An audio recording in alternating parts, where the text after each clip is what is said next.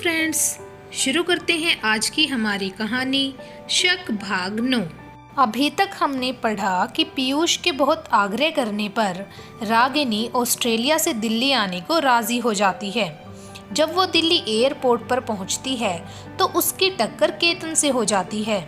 केतन को देखते ही रागिनी को अपनी पुरानी जिंदगी के हसीन लम्हे याद आ जाते हैं। यही हाल केतन का भी होता है।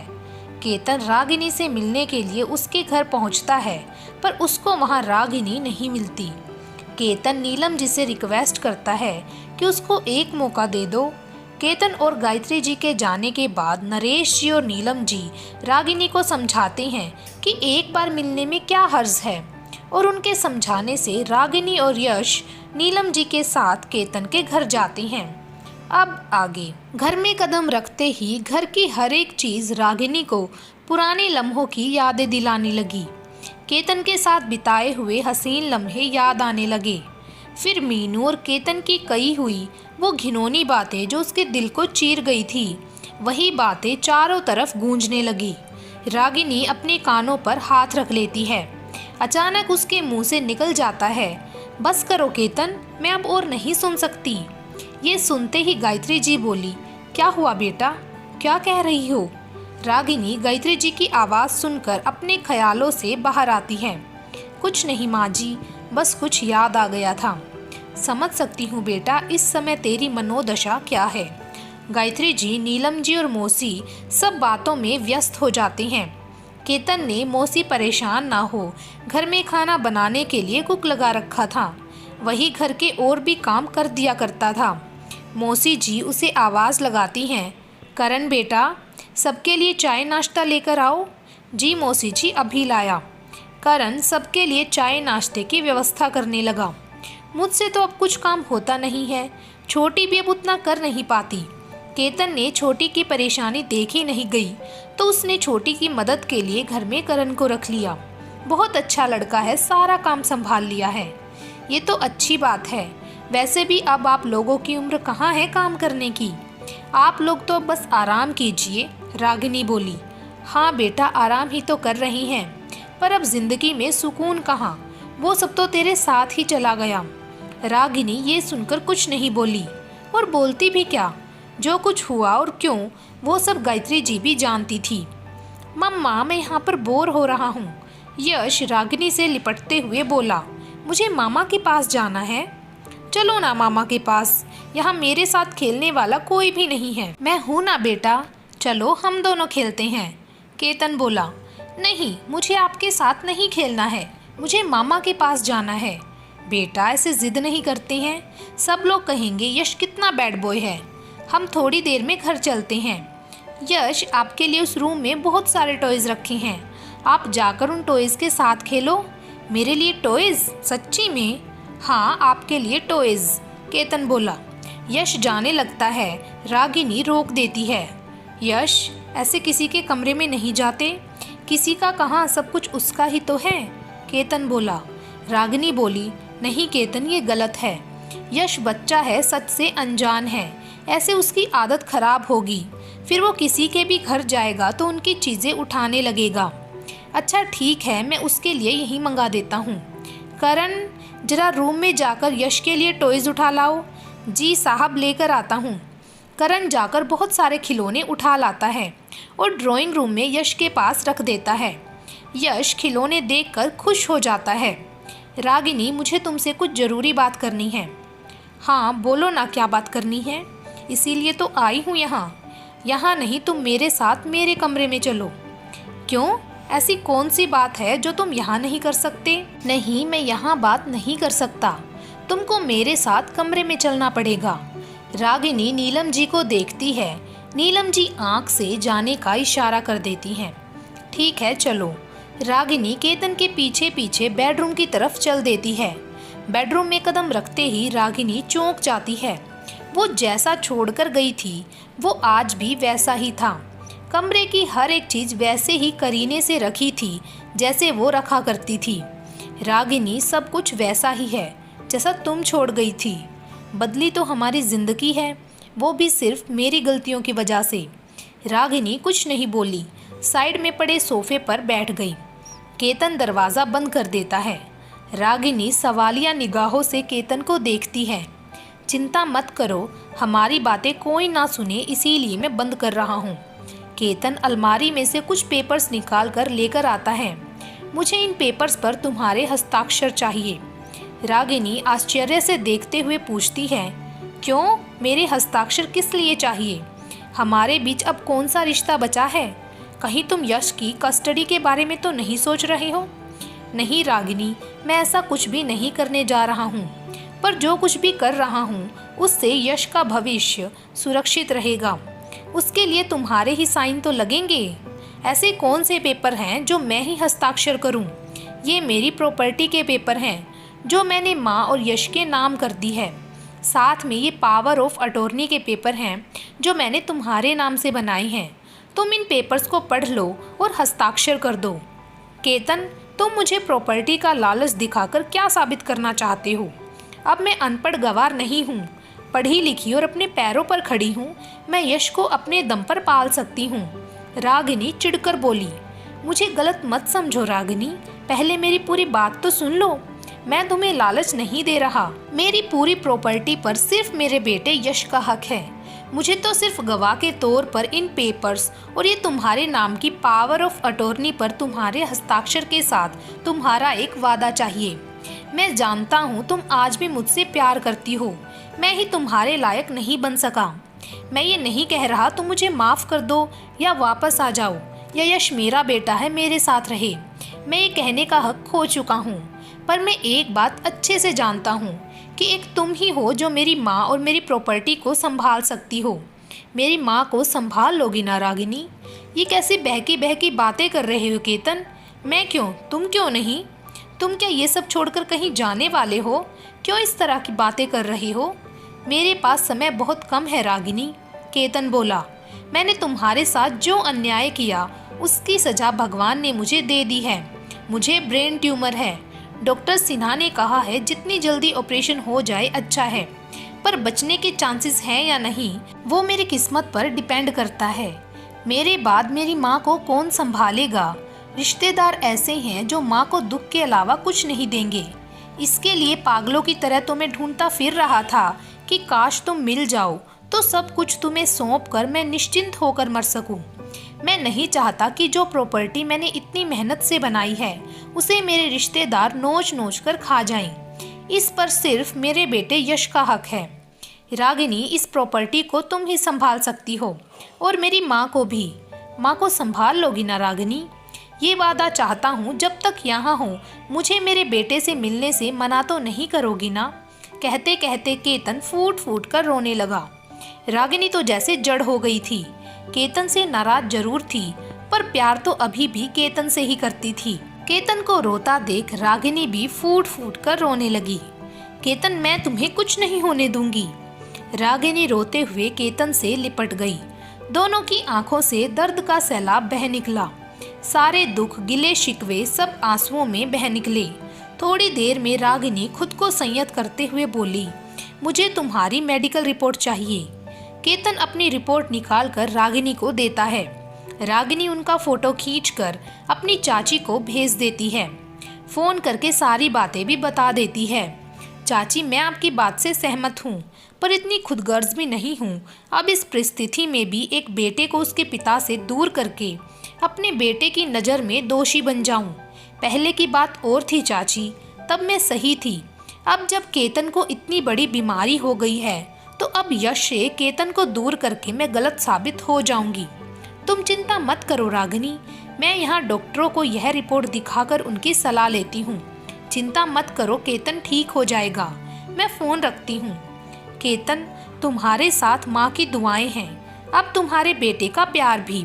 हम तुम्हारा इलाज कराएंगे, देखना तुम जरूर ठीक हो जाओगी। फिर तुम तुम्हारी माँ के साथ रहना, मैं मेरे बेटे के साथ रहूँगी। नहीं रागिनी, पहले इन पेपर्स पर हस्ताक्षर करके मुझे चिंता मुक्त कर दो। रागिनी चुपचाप सारे पेपर्स पर हस्ताक्षर कर देती है। तुम जब चाहो अपने बेटे से मिलने आ सकते हो केतन। थैंक्स रागिनी, तुमने मुझे समझा। रागिनी, माँ और मौसी जी को कुछ मत बताना, मैं उन्हें इतना बड़ा दुख नहीं देना चाहता। पर केतन कोई भी फैसला करने से पहले माँ की परमिशन लेनी होगी। खैर छोड़ो, चाची का फ़ोन आने दो पहले। अब बाहर चलें? चलो। रागिनी बाहर आकर अपनी माँ के साथ चुपचाप बैठ जाती है। उसके मन में बस एक ही चीज़ चल रही थी, कैसे भी करके जल्दी से जल्दी केतन का ऑपरेशन कराना है। अब उसे चाची के फ़ोन का इंतज़ार था। केतन यश के साथ मस्ती करने लगता है। नीलम जी रागिनी को विचारों में खोया हुआ देखकर चिंतित हो रही थी। पता नहीं केतन ने ऐसा क्या कह दिया जो रागिनी के चेहरे का रंग उड़ गया है। रात होने लगी थी। नरेश जी ऑफिस से सीधा केतन के यहाँ पहुँच जाते हैं। अरे नरेश जी, आप इतनी जल्दी कैसे? आज जल्दी निकल आया, यश के बिना मन नहीं लग रहा था। फिर सोचा तुम लोग अकेले रात को टैक्सी में परेशान हो जाओगे, मैं ही जाकर ले आता हूँ। चलो अब देर मत करो, समय पर घर पहुँच जाएंगे। केतन, अब तो मिल लिए ना तुम, अब रोज रोज रागिनी से मिलने या और किसी बहाने से उसे परेशान करने की कोशिश मत करना। छोड़िए ना पापा इन सब बातों को, रागिनी बोली। माँ जी अब आज्ञा दीजिए, हमें निकलना होगा। यश के भी सोने का टाइम हो रहा है। गायत्री जी का मन तो नहीं था कि रागिनी और यश वहां से जाएं, पर किस हक से रोके? उन्हें रोकने का हक तो बहुत पहले ही खो चुकी थी। सभी रागिनी और यश के जाने की बात सुनकर मायूस हो गए। रागिनी ने यश को गोद में ले लिया। केतन, अब हमें चलना चाहिए। तुम्हारा जब भी मन करे तुम यश से मिलने के लिए आ सकते हो। माँ जी आप भी आ जाना साथ में, और मौसी जी को भी ले आना। नरेश जी आश्चर्य से रागिनी का चेहरा देख रहे थे। रागिनी को क्या हो गया? ऐसे क्यों बोल रही है? नीलम जी भी बड़े ही चक्कर में थी। ऐसा केतन ने रागिनी से क्या कह दिया जिसने रागिनी का मन बदल दिया? केतन के प्रति भावनाएं बदल गई। जो कल तक यश को केतन से दूर रखना चाहती थी, आज उसी ने केतन को यश से मिलने की इजाज़त दे दी। जरूर केतन ने किसी बात के लिए धमकाया होगा। तीनों लोग घर जाने के लिए निकल गए। रास्ते में नरेश जी मिरर में बार बार रागिनी के चेहरे को देख रहे थे। रागिनी पता नहीं किस सोच में डूबी थी। यश बार बार उससे कोई बात पूछ रहा था, पर वो उसकी बातों का जवाब नहीं दे रही थी। ये देखकर यश रोने लगा। नीलम जी रागिनी से बोली, क्या हुआ रागिनी? बेटा मैं काफ़ी देर से देख रही हूँ, तुम यश की बातों का जवाब नहीं दे रही।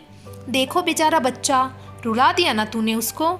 रागिनी ये सुनकर यश को चुप कराने लग जाती है और फिर उसकी बातों के जवाब देने लगती है। मैं दिन भर से देख रही हूँ, तुम इतनी चुपचाप और परेशान सी क्यों हो? रागिनी सोच विचार से बाहर निकलकर आती है। क्या माँ, कुछ कहा क्या? हाँ, यही कि तेरा ध्यान किधर है? पहले तो ये बता क्या हुआ? कुछ नहीं हुआ माँ, मैं ठीक हूँ, बस केतन के बारे में सोच रही थी। क्यों? केतन ने ऐसा क्या कह दिया जो तू उसके बारे में सोच रही थी? रागिनी कहती है, माँ कभी कभी परिस्थिति हमें ऐसे मोड़ पर लाकर खड़ा कर देती है कि हमें समझ में नहीं आता कि हम किधर जाएं। यही आज मेरे साथ भी हो रहा है। मुझे समझ में नहीं आ रहा सही क्या है गलत क्या है।